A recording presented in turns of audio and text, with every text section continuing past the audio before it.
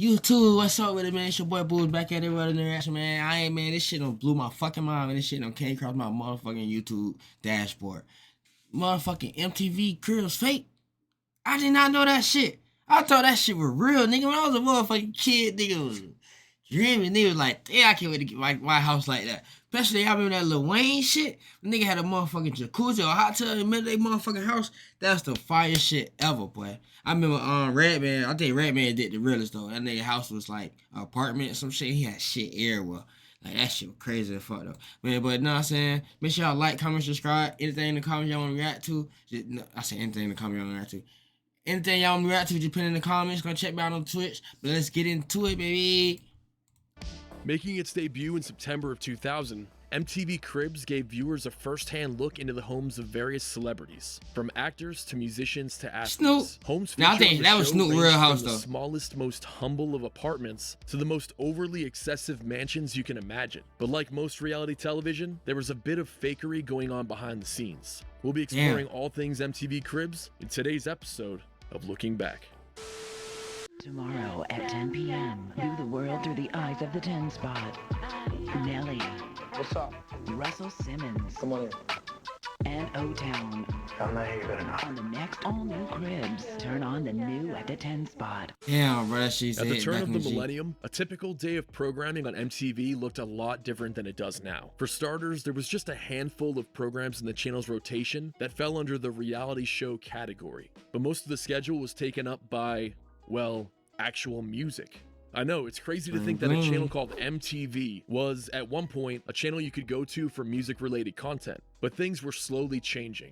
MTV2, which launched in August of 1996, was quickly becoming the go-to channel for viewers who just wanted to see music videos, which in turn caused MTV's main network to make a shift towards programming that wasn't necessarily music related. Between the years of 1996 and 2008, MTV had a primetime programming block called 10 Spot, which aired between the hours of 10 p.m. and 12 a.m. The block did occasionally feature live concerts and music-related content, but animated shows such as Daria and Beavis and Butthead garnered the highest ratings for that time slot. Eventually, the network began to incorporate more live-action reality shows into the 10 Spot lineup, which finally brings us to the subject of today's episode, as in March of 2000, MTV announced an upcoming series called MTV CRIBS. In the announcement article, the show was described as a series in which music stars take viewers on a personal tour of every corner of their homes, from their bedrooms to their refrigerators. Each episode will also have a news segment which will cover topics such as security, privacy, and home studios. Now, if that last portion of the show's description doesn't sound familiar, that's because it was cut completely by the time that MTV CRIBS made its debut.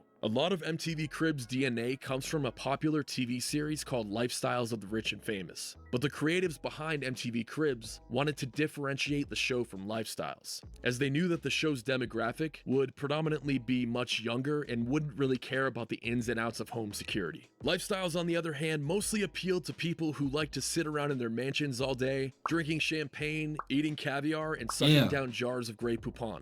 What the fuck? Pardon me, do you have any Grey Poupon?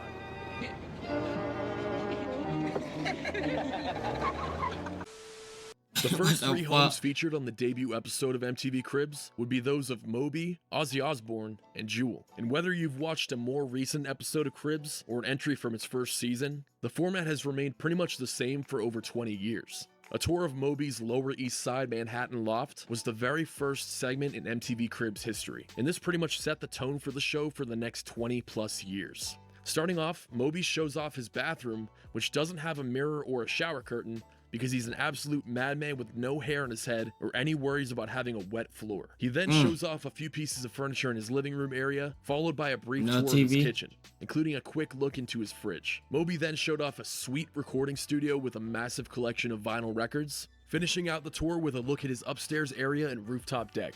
And there you have it, the first segment in MTV CRIBS history. The two tours that followed in this debut episode with Ozzy and Jewel were pretty much the same, but Ozzy's portion of the episode is very important because it would change the face of reality television and MTV forever. The creator of MTV CRIBS, Nina L. Diaz, was on location during this tour. When finishing up that day of shooting, she said to herself, "There's a show." And less than 2 years later, the Osbournes debuted, eventually hitting record high ratings for MTV. I But as remember for that MTV show. Cribs, the show would change just a little bit after its debut episode. Going into an episode of Cribs, you expect a few things. First of all, a tour of someone's house, obviously, including the master bedroom, in which the bed is always described as where the magic happens. This is my bedroom.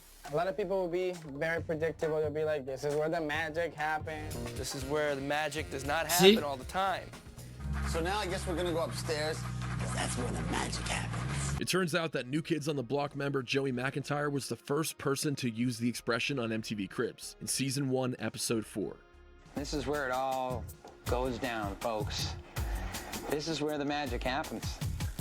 Another portion of each house tour that became a staple was a brief look into the fridge of each celebrity. In the first episode, Ozzy didn't show his refrigerator at all, and for some reason the footage of Moby's fridge was edited, so we only got a quick look into his freezer. But Jewel, on the other hand, gave a more detailed look into her fridge, which set a precedent for the series. This was, without a doubt in my mind, another way for MTV to sneak product placement into the episode. Like, I just want to know how many bottles of Cristal were sold because of this show. Everybody always has that Cristal stuff. So I went to the local Piggly Wiggly to see if they had some, and I found Cristal Light. So cheap too, like those guys are always saying they're paying like $1,000 a bottle, and this stuff was like $3 for a 6-pack. So I don't know if it was a sale, I don't know.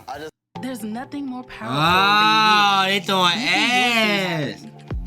Okay, the celebrity drinking it. And last but not least, a look at least one vehicle or an entire vehicle collection. In the first episode of the show, only one car is actually shown on camera, but it wasn't part of the tour or anything, it just happened to be parked in Ozzy's driveway.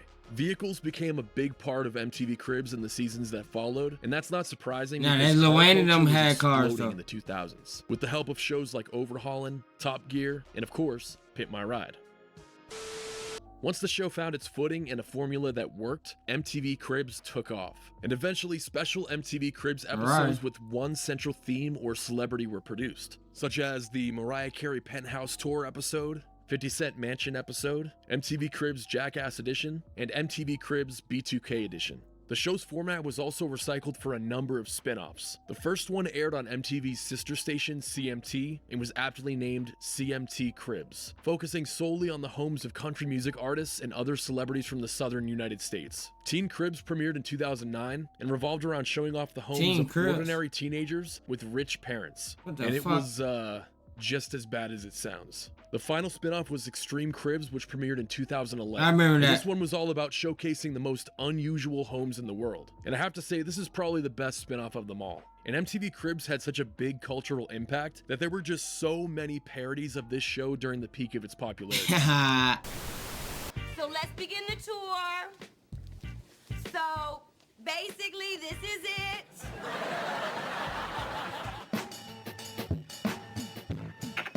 What's up, MTV? This nigga Chappelle, this nigga, bro. But as time goes by, revelations are being made about a lot of these reality television shows that made a big splash in the 2000s. Sometimes the items, vehicles, or even houses shown on Cribs weren't actually owned by the celebrity in question. Yeah. One of the earliest examples in the show's history being a 2001 tour of Ja Rule's Miami mansion. The thing is, this actually wasn't his mansion at all. Rather, he rented it for the episode. But here's the thing, everywhere you look, whether it's on YouTube or pretty much any pop culture news website, it's stated that Ja Rule tried to pass this off as his own home. But literally right at the start of the segment, it clearly says Star Island Rental. Not only that, but Ja Rule flat out admits that the mansion is rented during his introduction. While some play around the beach and they rent rooms and such things like that, we rent mansions to have good times. With that being said, giving a tour of a house that you don't even own is pretty lame. I don't know why he didn't just show off his own home. It definitely would have saved him a bit of money because in 2004, the owner of this rented mansion sued 3 parties involved with the episode. Ja Rule's record label Murder Inc., MTV, and Universal Studios. The home was severely damaged during the weekend in which this episode was taped. Holes were left in the walls, doors were broken, furniture was destroyed, the driveway was damaged, and last but not least, condoms and syringes were found in various areas of the home. When the owner of the mansion, Jeanette Varela, rented the home to Ja Rule, the rental agreement stated that no more than 8 adult occupants were allowed on the premise, and parties weren't allowed. But Ja Rule proceeded to invite over 600 guests to the home during that weekend stay. And one of them was Vin Diesel, and he counts as at least 2 people. I mean, look at the size of those guns. And I don't need to explain why MTV and Ja Rule being involved with this lawsuit makes sense, but Universal Studios' involvement boils down to the fact that a Fast and Furious movie clip was shown within the episode, which is a little bit of a reach if you ask me. This episode can only be watched in really low quality on the internet, but its legacy will never be forgotten. Yeah, man, I tell you what, man, I'm dang old MTV Cribs, man, talking about old Ja Rule on there, man. They got that dang old whole refrigerator full of crystal champagne, man. On a related note, JoJo shared an episode with Tony Hawk and Ryan Nyquist in 2005, and in her segment, she showed off what was described as her Cape Cod vacation home. But it turns out that this was actually her uncle's house. To JoJo's credit, she was the one who revealed this information during an interview with the Huffington Post in 2015, but I still think that she should have pulled the Ja Rule by saying that it was a rental or something.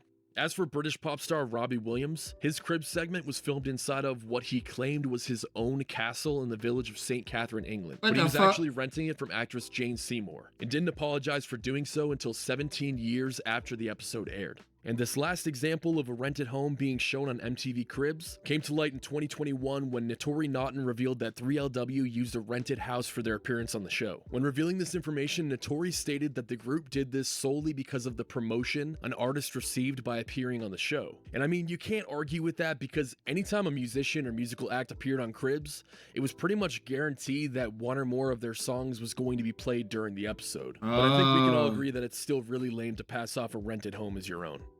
Promo. There are also a few examples of rented vehicles being shown on Cribs. Starting off with Bow Wow, details about his appearance on Cribs are often incorrect. No, Bow Wow, made two different appearances on MTV Cribs, the first being a 2005 episode that he shared with Rick Thorne and Al Harris. This is the one that you can easily watch on YouTube, where Bow Wow gave a tour of his Atlanta mansion and showed off his Ferrari, a BMW, and his friend's Mercedes. I remember this one. The other appearance is from just 2 years later in 2007 in an episode that he shared with Don Omar and Rudy Johnson, this time giving a tour of his Miami condo. Bow Wow's second appearance on MTV Cribs basically doesn't exist anymore other than these two screenshots that you're looking at right now. Damn. But Bow Wow supposedly showed off 3 cars that hadn't previously been shown in his first appearance on Cribs: a Bentley, a Lamborghini, and a Cadillac Escalade. All 3 of those cars had the word Prestige printed on them, which is the name of a popular Miami luxury car rental company. Even though it's pretty lame to show off a rented car and claim it as your own, Bow Wow made 2 different appearances on Cribs within 2 years. So I'm guessing that he was still driving the cars that he had already showed from his episode in 2005, and it's very possible that the Cribs production team pressured him into renting vehicles for his second appearance on the show, instead of just having him show off the same cars from his previous segment. Although, this is the same dude who eventually made claims about flying in a private jet when he actually wasn't, so who knows. You combed. You remember that? That shit was crazy. Nigga got on Bow Wow ass about that shit, boy. Final. I mentioned earlier that 50 Cent received a full episode for the tour of his Connecticut mansion. This place is truly the definition of excess. Hey, that 21 bedrooms, that was Mike 35 Tyson's bathrooms, old house. 2 basketball courts, an indoor and outdoor pool, hot tubs, several game rooms, a recording studio, a cinema room, a mini casino, a guest house, and so much more. The mansion itself seems to be cursed in some way because its former owner, Mike Tyson, sold the property to 50 Cent for about $4.4 million after he was forced to declare bankruptcy in 2004. And 50 Cent ended up listing the home for $18.5 million in 2007, so right around the time that this Cribs episode aired. The house was listed for sale for over 12 years and ended up selling for $2.9 million. Damn. And it turns out that much like Bow Wow's second appearance on Cribs, 50 Cent also showed off some vehicles that weren't his during this episode. Some might say that all of the cars he showed off in this episode were rented or borrowed, but that didn't seem to be the case. These 3 Ferraris though, these did not belong to 50 Cent. Around the time that this episode aired, an eagle-eyed viewer noticed that there were some strange number decals printed on the windshield of each 94? Ferrari, and recognized that the same numbers were printed on these 3 identical Ferraris that belonged to a collector in Connecticut. A member of the Ferrari chat forum claimed that the owner of these Ferraris let 50 Cent borrow the cars while MTV Cribs was on location. Not only that, but he flat out admitted that his Ferraris were rentals after he filed for bankruptcy in 2015. Whereas the 3 Pontiacs off to the side don't have those numbers, which leads me to believe that 50 Cent actually owned those cars. The examples I just shared are the most high-profile examples of fakery in MTV Cribs history, but I guarantee you that more celebrities will come forward as time goes by. In a 2015 interview, Redman himself admitted that the MTV Cribs production team tried to pressure him into using a rental home for his appearance on the show. I said, for some reason, I feel like some of them motherfuckers is just renting the house to do that shit. And Find out some of them was. I can't do that.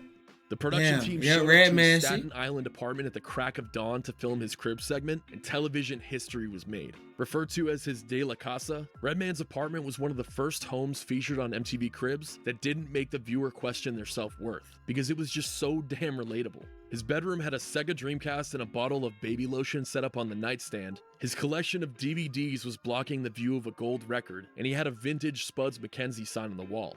The bathroom didn't have any toilet paper, but the herbal essences was fully stocked. And what comes next is easily the best part of the segment. As the camera crew makes their way into the downstairs area of the apartment, Redman shows off some more DVDs. He has a sick collection, by the way. Shout out to American Movie. But you can see a dude sleeping on the floor while all of this is happening. And that's actually Redman's cousin Sugar Bear. And when they do that signature MTV Cribs camera zoom in on him sleeping, I mean, has there ever been a better comedic moment in television history?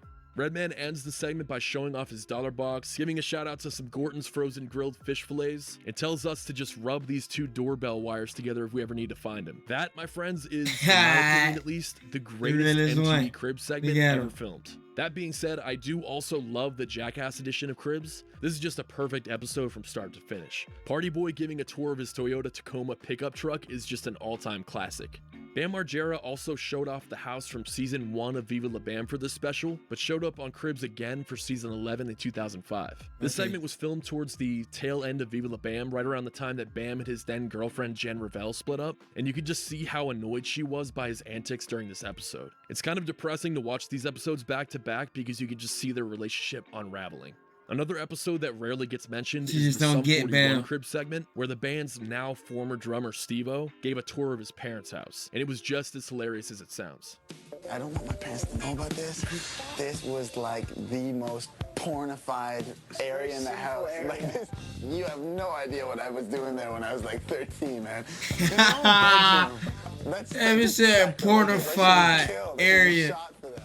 Some might prefer the more traditional MTV Cribs format with giant mansions and exotic cars, but as time goes by, the more humble MTV Cribs segments have just aged so much better. But my opinion means nothing because after an almost decade-long hiatus, MTV Cribs returned for its 18th season in August of 2021, with its 19th season just wrapping up in January of this year. There was also a short-lived revival on Snapchat from 2017 to 2018, although the format was slightly different compared to its cable TV counterpart. As long as people never get tired of watching wealthy celebrities flaunt their valuables on camera, Cribs will undoubtedly receive a 20th season, and it most likely won't be the end of the series. The show is so cheap to produce, and the series creator Nina L. Diaz is now Chief Creative Officer and President of Content for MTV and Showtime. And seeing as this is one of the first shows she ever developed in her television career, she will undoubtedly want to see it go on for as long as possible. But that's it for today's video. Damn, Nina did a little thing on that motherfucker, man. I did not know this shit was, some of that shit was fake. Like, 50, I know his mansion was real, cause I know he bought that shit from Mike Tyson, cause they had a little street shit going on, know what I'm saying? Woo woo woo woo. Y'all know about that 50 shit and Mike Tyson shit, that shit was crazy. Y'all want me to react to it, put that shit in the comments. Cause I will if y'all want me to. Man, make sure y'all like, comment, and subscribe, man. Thank you for reacting. I support all y'all. I say I support all y'all. I really thank all y'all for supporting me. Make sure y'all come check me out on Twitch, twitch.tv/SpacemanBulls. See you.